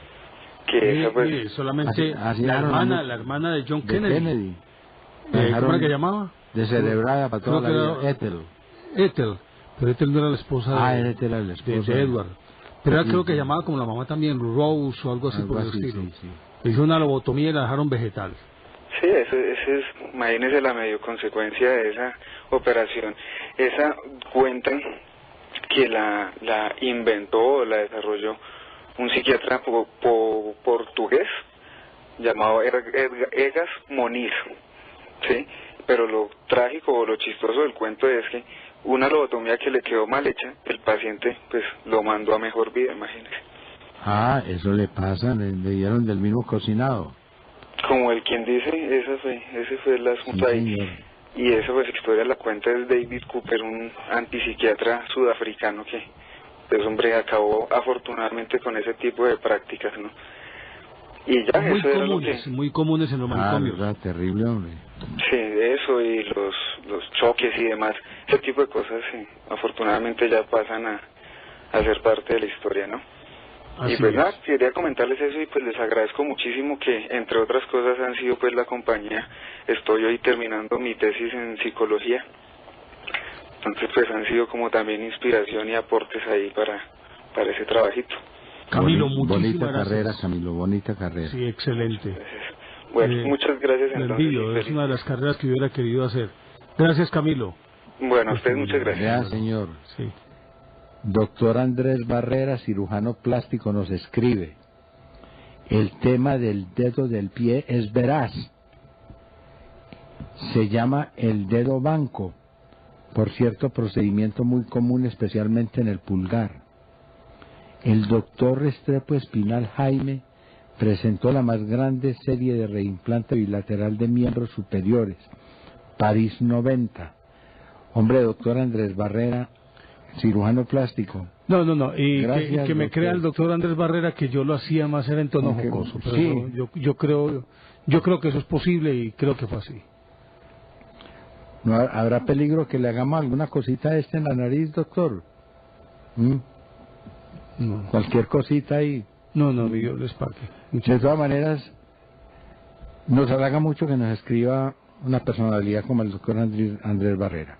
Muy amable. Nos está llamando Edwin Torres desde el 12 de octubre. Buenos días. Sí, buenos días a los profesores de la noche. Bienvenido, Edwin. Pues sí, un saludo muy especial a ustedes, a los profesores y a todos los televidentes y oyentes del Búho. A ver, mi aporte por el día de hoy son como unos punticos. A ver, el primero es cuando hablábamos a esto de la concientización de los galenos y cómo explotaron los galenos en este país. Se nota mucho el deterioro y qué lástima que estas EPS hayan acabado tanto con el criterio y cuando hablábamos como de... Edwin, y peor aún, con la autonomía del médico. Eso, con la autonomía del médico y cómo degradan el criterio y todo lo que ellos aprenden en un momento por solo mantener un empleo que solamente es como un exprimidero para los pacientes, lo cual no le deja como al doctor expresarse bien en todo el sentido de la palabra, de sus conocimientos, y lo que hace es degradarlo y ponerlo en un sentido como de un muñeco, de una inquisición, de algo de que él solamente está por un negocio y no por ayudar en realidad a la gente. No, muchas veces no es negocio, yo creo que es supervivencia. Lo del médico, que el médico tenga que actuar así por física supervivencia. Sí, de todas maneras sí, pues es qué pesar y todo, y ojalá pues les sirva a los médicos de ayer, a los de ahora y a los del mañana, en que puedan y se concienticen de que ellos estudian es por hacer un bien y no para dejarse degradar a eso, y ojalá esto cambie. Bueno, mi otro puntico era de que sí, pues un saludo muy especial a ustedes, a los profesores, ya que empezamos esta jornada decembrina, y ojalá muy buenas navidades. Y el otro era para informarme de cuándo estás vos hablando en la radio de los enigmas, Néstor. Habitualmente los sábados a las 9 de la noche, pero ahora con todo esto del fútbol y demás, hemos decidido ya como recomenzar el próximo año y reorganizar todo el proyecto, a ver cómo lo podemos desarrollar de una manera más armónica. Ah, no, eso está muy bien. De todas maneras, espera mi aporte para ustedes, un saludo muy especial y muchas gracias. Edwin, a usted muchísimas gracias. Yo creo que quien nos está llamando es médico también, el doctor Germán Osorio, médico deportólogo durante muchísimo tiempo. Sí. ¿Estoy en lo cierto, doctor Germán? Sí, cómo no. Claro, yo Años también sin lo vernos, recuerdo. doctor, ¿cómo está? Muy bien, hombre, muchas gracias, oyéndolos aquí. Bienvenido. Bueno, hombre, muchas gracias. Vea, hombre, que oyendo el programa quiero hacerles unas precisioncitas. Sí. El doctor León Hernández fue el cirujano plástico más importante que ha tenido Antioquia y Colombia, fundador de la especialidad tanto en Antioquia como en Colombia. Sí. Junto con el doctor Julio Blair hicieron la escuela de cirugía plástica en la Universidad de Antioquia y se extendió al país. Desafortunadamente murió en Cleveland en una cirugía de corazón. El primer trasplante de mano se hizo por ahí en el año 61 en Antioquia, lo hizo el doctor Marco A. Ramírez Zuleta. El ñato Ramírez. No, Ñato Ramírez no. No. Ñato era cirujano cardiovascular, ya viejo. Marco Ramírez era compañero mío y se dedicó a hacer empezó a hacer residencia de cirugía plástica y empezó a hacer esos trasplantes e hizo como 50 y tantos. Ese trabajo con que Marco se graduó como especialista en cirugía plástica se dio la vuelta al mundo entero, porque eso no se conocía en ninguna parte. Habían hecho uno por ahí en la China o en la India que había fracasado el reimplante. Eso ya se volvió una cosa muy común. De rutina. de rutina, y ahora, como comentaba el señor, con la microcirugía, el doctor Jaime Restrepo. Restrepo, y todo eso hacen maravillas, bellezas, pero el año 61 eso era una absoluta novedad, y ese mérito que hace el doctor Marco A. Ramírez Urreta. Doctor, ¿usted está retirado o sigue ejerciendo? No, hombre, yo ya estoy retirado, en uso de buen retiro. ¿Y deportes qué? ¿Ni el ciclismo donde lo conocimos? ¿El fútbol? Y a fútbol, y me mantengo enterado. Estoy muy triste hoy con la muerte de Jaime Tobón, que era muy amigo mío, y ustedes los periodistas deben estar muy tristes. Porque era el padre del periodismo deportivo en Antioquia. Así es. Sí. Y teníamos reservada esa noticia para un poco más adelante. Sí, señor. Pero ya que usted lo menciona, lamentamos profundamente el fallecimiento de don Jaime Tobón de la Roche. Sí. Tuve la suerte de trabajar con él. Era una persona maravillosa. Cuando yo debuté en deportes, debuté precisamente tomado de su mano en 1971, que era el gerente de Radiovisión con Uweimar, y don Jaime Tobón de la Roche. Yo debuté en Radiovisión en deportes en 1971. Pasa en su tumba un maestro, un verdadero maestro. Sí, señor. Bueno, en todo caso, no sabe cuánto me alegro saludarlos, y todavía estoy vivo por aquí. Doctor Germán, y para nosotros es un placer. Cuando quiera echamos una charrada, pero hay mucho del deporte de qué hablar, hay mucho. Del ciclismo hay mucho que hablar, de fútbol, de todo. Hoy con la enfermedad de Cordero me acordé que a mí me tocó la muerte de su Beldía, que era muy amigo mío.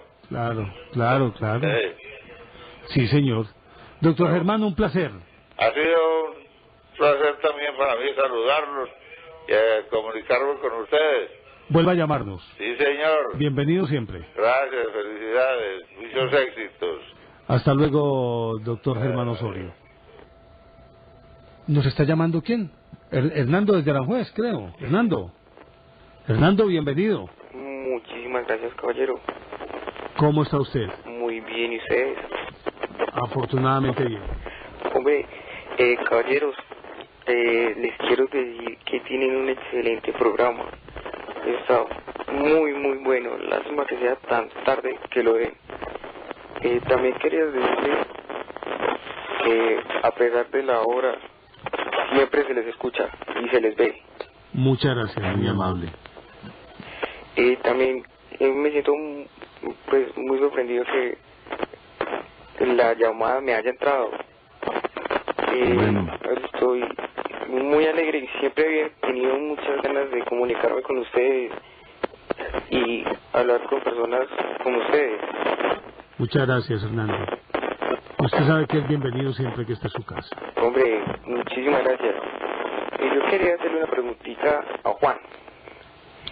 Él ahorita había dicho que iba a contar una historia de Alemania cuando estaban hablando ahí de que mocharon unos dedos o algo así. Sí. ¿Cuál es era la historia de un señor feudal que se llamaba Götz von Berlichingen. Berlichingen era el territorio del feudo de él, así se llamaba la ciudad.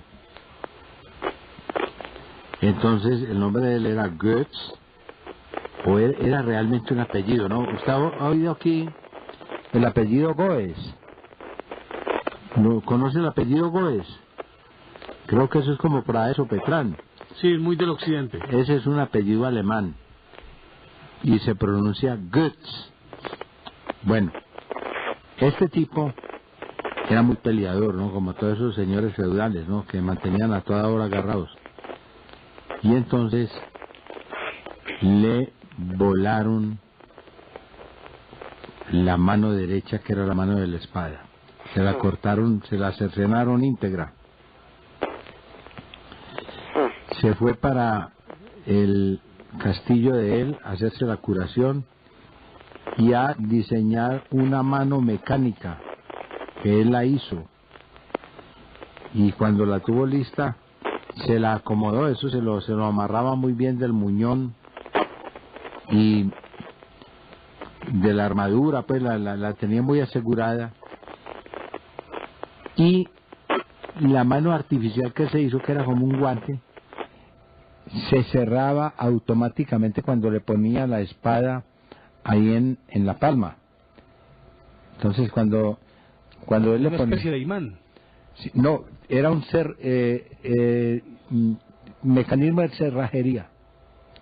O sea que llegaba y le apretaba aquí, entonces se iban cerrando. La atrapaba. Sí, estaban articulados los dedos. Estaban articulados. Entonces se cerraban los dedos y empuñaba esa espada. Y era invencible, para que lo sepa, porque imagino con una mano de palo, pues con una mano ahí de metal. Y estamos hablando de la Edad Media. Sí, señor. Hernando. Sorprendente. ¿Algo más? No, eso sería todo. Y felicitarlos, como al principio, excelente. Muy bacanos el programa que ustedes manejan. Muchísimas gracias. Muy agradecido con ustedes. Ojalá estén hasta siempre. Muchísimas gracias, Hernando. Consumación de los siglos. Lástima Muchísimas que gracias, Hernando. no puedo escucharlos ni verlos mucho porque el estudio no deja ¿Y qué estudia? Estoy estudiando ingeniería de sistemas. Muy bien. Excelente. Buena Necesitamos carrera. un ingeniero de sistemas que le enseñe aquí a mi amigo a apagar el computador. Él sabe prenderlo, pero no sabe apagarlo. No, pero yo quiero ir a mi casa, hombre, porque eso es para largo. Sí. Prende los computadores con el micrófono. Sí. Él sabe prender el computador, pero no es capaz de apagarlo. Hasta ahí le llegan sus conocimientos. Hernando, gracias. Bueno, pues, caballeros. Bueno, Hasta muy luego. amable. Hasta luego. ¿Tenemos mensajes, Juan? Sí, señor. Y tenemos líneas disponibles. Quien desee puede marcar nuestros números. Nos dice Camilo Chalarca que hay una prueba que es el experimento Michelson-Morley, de que la luz se propaga con velocidades diferentes dependiendo de la dirección de la propagación, de lo que pretendía demostrar en el experimento de Michelson-Morley. Michelson tuvo la genial idea de intentar medir estas diferencias. El tiempo de ida y regreso de un rayo de luz, dirección del movimiento de la Tierra, debe ser diferente que el del otro perpendicular. Bueno, ahí nos habla en puros términos físicos y matemáticos, pero muy interesante. Quiere decir, cuando... ¿Está llamando? Perdón, Juan. No, ahora explicamos esa analogía de Michelson-Morley. Vamos a la ciudad de Pereira, nos llama Javier Marín. Javier, buenos días. Muy buenos días, don Néstor Armando. Bienvenido. Muchas gracias. Mire, yo llevo cantidad de años oyéndolos. Primer vez que me logro comunicar con usted. Un saludo para don Juan Manuel Serna. Muy amable, señor. Muy amable. No, yo trabajo de vigilante en un conjunto residencial en el cual donde estudian muchos muchachos de la tecnológica, estudian a propósito medicina. Sí. Entonces hay veces que pues hablamos sobre el símbolo de la medicina, que es los dos parásitos. El caduceo. Muchas veces le hago las preguntas y muchas veces hay veces que los corcho. El caduceo es el símbolo de Mercurio. Sí. Que también era un médico, también era considerado dios de la medicina, un dios hermético, un sanador. Y él usaba el caduceo, que son dos serpientes que al tratar de encontrarse, Juan, ¿cómo es la cuestión? Forman el círculo que es el infinito, sí. Y la espiral, que es también el ascenso del hombre hacia Dios. El ascenso del hombre hacia arriba, sí, hacia el cielo. Y lo otro que muchas veces les preguntaba era en qué parecido había entre el médico y el gato. No, pues entonces me decían que no, y no, que el médico y el gato se parecen en que las cagadas las tapan con tierra. Hombre, no sea cruel. Hombre, por Dios, no, hombre, no en el día del médico, hombre, no en el día panamericano del médico, hombre. De toda la le voy a contar uno más suavecito. Un zapatero que le arreglaba los zapatos a un médico y siempre se los devolvía, que estaba mal hecho el trabajo. Y una vez iba el médico acompañando un entierro, un cadáver ahí, un catafalco. Y el zapatero estaba bebiendo en la cantina de la esquina y sale afuera y le dice, oiga doctor, qué bueno para usted que no les tiene que devolver los trabajos. Bueno, Néstor Armando y Juan Manuel, para mí es un placer saludarlos. Lo mismo. Javier, muchísimas gracias Javier. y bienvenido siempre. Muchas gracias. Que Hasta tengan luego. buen día. Hasta luego. Muchas gracias. Hasta luego. Tenemos líneas disponibles 381-5454 para llamadas dentro del área metropolitana, 851-1170 para llamadas de fuera del área metropolitana Y 018-051-5015 para llamadas gratuitas por la línea nacional. Así que pueden llamarnos cuando ustedes lo consideren conveniente. ¿Tenemos también correos o no? Bueno, esa hipótesis de Morley, eso es muy templado. A ver, hermano. ¿cómo es el No, cuento? Que el interferómetro lo que hace es dividir un rayo de luz enviando una mitad en la misma dirección del viento del éter, mientras la otra mitad se envía en la dirección perpendicular. Luego, mediante unos espejos, los dos haces de luz acaban en el mismo punto. Debido a la naturaleza de onda de la luz, cualquier diferencia en los tiempos de llegada mostraría una interferencia. Debe ser así, ¿no? Interferón. Sí. Juan, ¿me permite? Saludemos a Marleni, que nos está llamando desde Laureles. Marleni, buenos días. Por él, muy buenos días. ¿Usted Yo cómo con está? mucha gripa, pero bueno. Tranquila, diga banano. Yo... Lo que voy a decir es otra cosa. Bueno, señora. Vea, yo les pregunto, ¿qué cirujanos habían por la década de los 50 y los 60 plásticos? Aquí. No, Sí. no había. No había. No había. ¿No habían? Acorde de lo que dice el doctor Germán Osorio, es decir, pero obviamente que ya está hablando directamente refiriéndose a los reimplantes de mano. Es decir, era muy incipiente la medicina y creo, Juan, que eso lo aprendieron más por los lados de Brasil, ¿cierto? El Pero doctor mira. Ketangui, que es el precursor, ¿no? Uno de los grandes, ¿no? de la cirugía plástica. Pero Juan, indudablemente. yo le digo, a mí me reconstruyeron porque a mí un carro, es decir, un médico, me partió desde la cabeza hasta los pies. ¿Cómo así? Si ustedes ven las cicatrices que yo tuve de ese accidente y las cirugías, porque hasta los hombros me los tuvieron que implantar. Y Ave María. Yo digo, ¿qué médicos serían esos? Y yo estaba muy niña. Y eso fue en los años 50. Pues, Los años es 60. Es que prótesis sí se ponían, claro, lógicamente. óigame, y no quedé ni coja. Claro, es que esa situación de la prótesis pues se utiliza desde muy antiguo, ¿no? Bueno, no fue propiamente prótesis, sino que utilizaron varillas de platino. Sí. Sí. Eso fue en el 51.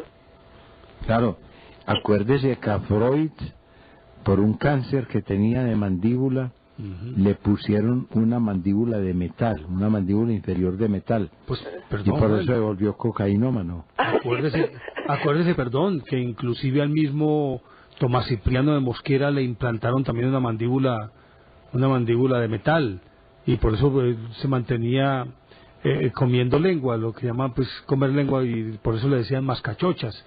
Acuérdese que a Tycho Brahe, el célebre astrónomo, también en una pelea le volaron la nariz y él se hizo poner una nariz de oro. Tycho Brahe. Lo llamaban el hombre de la nariz de oro.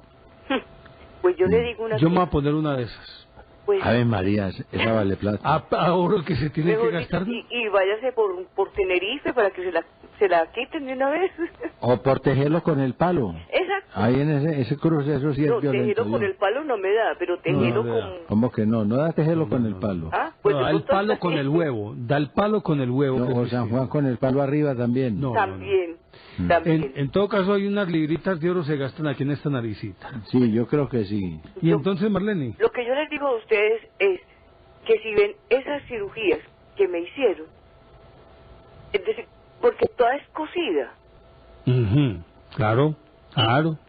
Es decir, el carro me pasó por toda la cara. Uy. Todavía tengo un poquito de cicatriz de la llanta del carro. Ajá. Pero eso ya pues con el maquillaje se tapa mucho. Ajá. No, pero al margen de lo que sea, pues es una obra de arte. Si ven ustedes el tejido hasta la M de las manos, porque la piel era toda recogida en la punta de los dedos. Uy, bárbaro. Y el doctor Jorge Nao Posada, que Dios lo tenga en su eterno descanso. Sí. Es como que era el único obstetra de esa época. Fue el que me hizo el trabajito. El que me pasó ese carro de ese señor que era como un Ford 54. Uy, ¿cómo haría eso de pesar una grúa? Sí, o un Ford 48, no era un Ford 48. Imagínense. Y con el peso de ese señor. Muy pesado. ¿Ustedes lo conocieron? ¿Cómo se llamaba? ¿Cuál? ¿Tonina? Jorge Nao Posada. Jorge Nao. No. Yo no ¿No lo conocí. conocieron a Jorge Nao Posada? Sí. Con toda seguridad que los trajo a ustedes al mundo. Vea usted. Con toda seguridad, porque yo creo que era el único obstetra. Sí. Pero un día les muestro, para que vean ustedes cosa más perfecta. Claro. Bueno, claro. Aquí me tienen muy trasnochada y yo los dejo para que otro televidente tenga el gusto de hablar con ustedes. Hasta luego, Marlene, muchas gracias. Hasta luego. Muy amable, chao. Que esté muy bien. ¿Tenemos algún otro correo, Juan? Sí, me caí del mundo y ese ya lo leímos. Este es el de Galeano, Eduardo Galeano. Entonces, empecemos a sacar conclusiones. Tenemos tiempo para una llamada más. Quien desee puede marcar nuestros números. Una llamadita más y corta. Entre tanto, podemos empezar a sacar conclusiones, Juan. No, pues hombre, no puede existir una sociedad sin el médico, así de sencillo. Y el médico es una... Y muchas formas de médico, chamanes, curacas, lo que usted quiera. Lo que quiera. Acuerde que en la antigüedad los que se ocupaban eran los curtidores y los barberos. Exacto. De la medicina. Eran los sanadores. Así es, eso es cierto. Y esa labor tan abnegada, hombre, del médico es de admirar. Yo creo que tenemos que valorarlos más y acercarnos más a ellos, ¿no? Porque de todas maneras, para nuestras enfermedades que ya están catalogadas, el médico cumple un papel primordial, ¿no? Es un papel que, Ave María, es extraordinario. Saludemos a Guillermo, la última llamada corta, por favor, que nos llama desde aquí de la ciudad de Medellín. ¿Desde dónde, Guillermo? Belén Rosales. Ah, bienvenido. ¿Quién habla? Néstor. Néstor Armando. Sí, ahí estoy, bien. Es la primera vez que yo llamo. Entonces quería participar con un pequeño detalle, ya que estamos como cortos de tiempo. Sí, señor. Mira, mi papá era primo hermano de Juan Bautista Montoya y Flores. No sé si ustedes lo conocieron o han oído mencionar. Juan, sí. Yo lo he oído mencionar, pero no lo tengo muy claro. En el parque de Titiribí hay una estatua de él. Así es. Porque hay una cosa interesante, o sea, viene a ser familiar mío. Y entonces yo conozco esas historias. Él inventó una vacuna contra la anquilostomiasis. ¿Cómo le parece, hombre? Que eso vacuna y todo. Y él es el patarroyo de esa época. Anquilostomiasis. Sí, eso y el anquilosoma duodenal. Esa era una fiebre que la llamaban el tuntún. Sí, señor. Lo decían tuntuniendo. Lo producía ese parásito. Sí, porque eso les daba una fiebre que los ponía como una epilepsia, pues. Sí, señor. Sí, señor. Y él tiene otras anécdotas muy importantes relacionadas con estos Echavarría Misas. Ajá. Porque él curó a uno de los más importantes que le habían pegado un balazo en la cabeza y quedó loco, oído como 8 o 10 años, y él lo recuperó. Y ese fue el que lo ayudó a él a especializarse en París, en Londres. Y Montoya y Flores sonó para el premio Nobel. Ajá. Y aquí, porque ustedes saben que nos hacemos lobbying, pero era una cosa muy importante porque esa vacuna es reconocida internacionalmente. Para que vea usted. Bueno, de todas maneras yo los felicito y estoy muy contento con este programa de ustedes. Yo los oía también cuando en la radio. Y para no quitarles más tiempo, pues los felicito y buenas noches. Guillermo, vuelva a llamarnos con más tiempo para que su participación sea más amplia. Muchísimas gracias. Otra pequeña historia. Yo soy sobrino del Caratejo Vélez Escobar, que ustedes lo mencionaron en sí, no, entonces tiene que llamar para que hablemos larguito. Listo. Bien, señor. Hasta luego. Chao, Guillermo. Gracias. A don Manuel Serna, muchos saludos. Muchas gracias. Su conclusión, Juan. No, una sociedad no puede vivir sin médico, no puede vivir sin enfermera, no puede vivir sin gente que se preocupe por el cuidado de nuestra salud. Y a veces es injusta cuando les quiere echar encima todas las cargas que ellos realmente no pueden cargar, no son los responsables. Pero desgraciadamente hay mucha falta de conocimiento de lo que es la labor de un médico y de su entrega de abnegación. Entonces aprovechemos esta circunstancia feliz para desearles lo mejor a todos ellos por su entrega, por lo que hacen por nosotros. Lo que usted dice es cierto, ninguna sociedad puede sobrevivir sin médicos. Y esa es una profesión que más que una profesión es una misión. Afortunadamente la gran mayoría así lo asume y así desarrolla su trabajo. Nos merecen absolutamente todo el respeto. Pero también yo creo que es el momento para que haya una especie de pausa para la reflexión.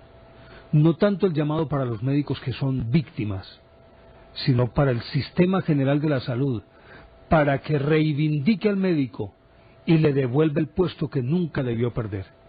El médico, yo creo que es la única persona en todas las sociedades en los que creemos tanto en ellos como creemos en Dios.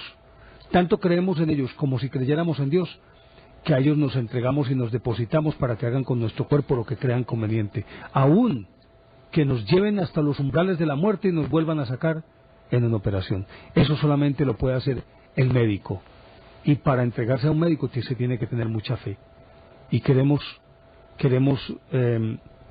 ratificar esa fe que sentimos por los médicos, y ojalá que les devuelvan su sitial, que nunca debieron haber perdido. Llegamos al final de nuestro programa y también de nuestro ciclo semanal. A ustedes muchísimas gracias por la compañía, gracias por compartir sus noches con nosotros y hacer de este el canal público más visto en Colombia, Teleantioquia, el canal público más visto en Colombia según los últimos estudios generales de medios. Y ojalá que ustedes también nos ayuden a recuperar en todos los órdenes y en todos los campos esa pasión por lo nuestro. Muchísimas gracias, feliz fin de semana.